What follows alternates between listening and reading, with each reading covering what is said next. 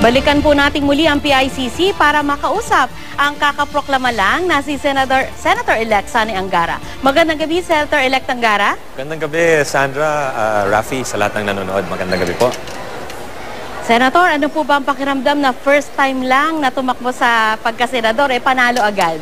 Parang nakahinga tayo, Ma'am Sandra.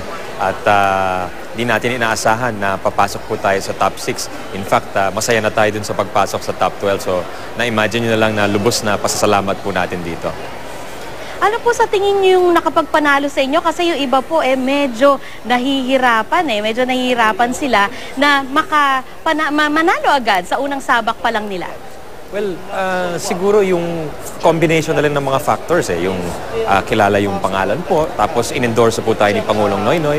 Nakuha rin po natin yung mga so-called command votes o yung boto ng mga malalaking organisadong grupo at yung endorsements ng mga ilang kilalang personalidad. Nakatulong din po lahat yon. Pag pinagsama-sama parang yun ay dagdag lahat.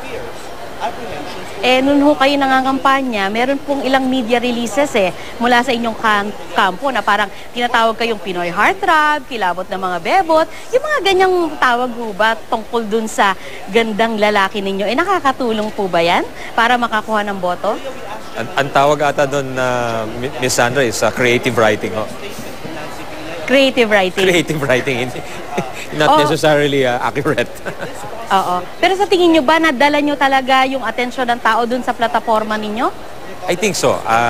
Base naman dun sa survey, meron kasing sinusukat doon na sino yung mga kandidato na identified sa mga issue at yung dala nating issue na education ay identified po tayo. So palagay ko, yun ang lesson sa mga kumakandidato. Dapat yung dinadala nilang issue, may connection po sa kanila.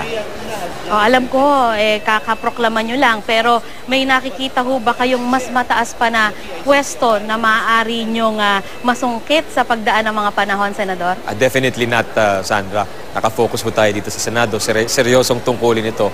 Hindi natin dapat ginagamit yung Senado bilang launching pad lamang dahil napaka-importanting tungkulin po ito. Tungkol naman po sa issue ng APECO, kumbaga nasa mas mataas na posisyon na po kayo ngayon at masasabing mas may impluwensya. Ano naman po yung mga maaring mensahe nyo sa mga taga-kasiguran, Aurora? Well, binabati po natin yung mga taga-kasiguran at bilang senador, itutulak pa rin natin yung makakatulong sa kanilang kabuhayan. Yung issue ng APECO, palagay ko, mapapaganda natin yung batas dapat may idagdagan natin yung consultations at patuloy yung pag-uusap sa mga communities doon.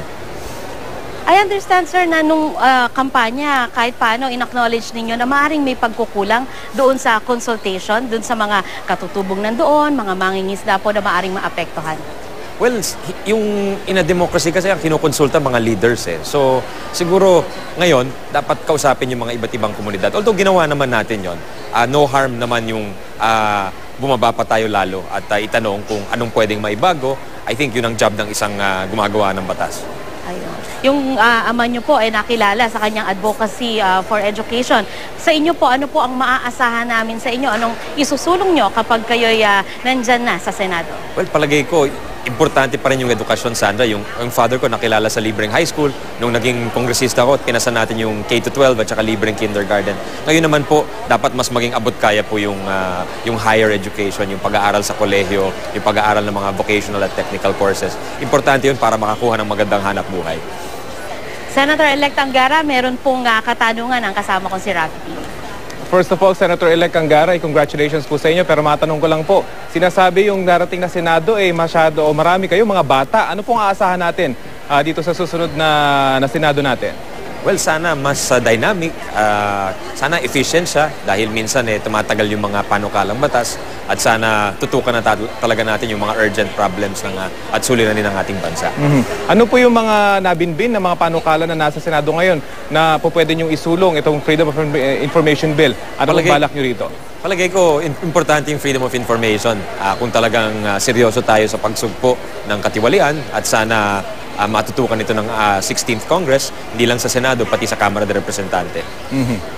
Sige po, nasa inyo po ang ere, Senator-elect Angara, para makipasalamatan siguro yung mga bumoto sa inyo, Senator-elect Angara. Thank you, Rafi, Sandra.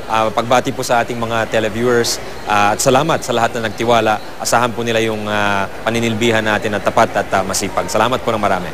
Okay, maraming salamat, Senator-elect Sonny Angara.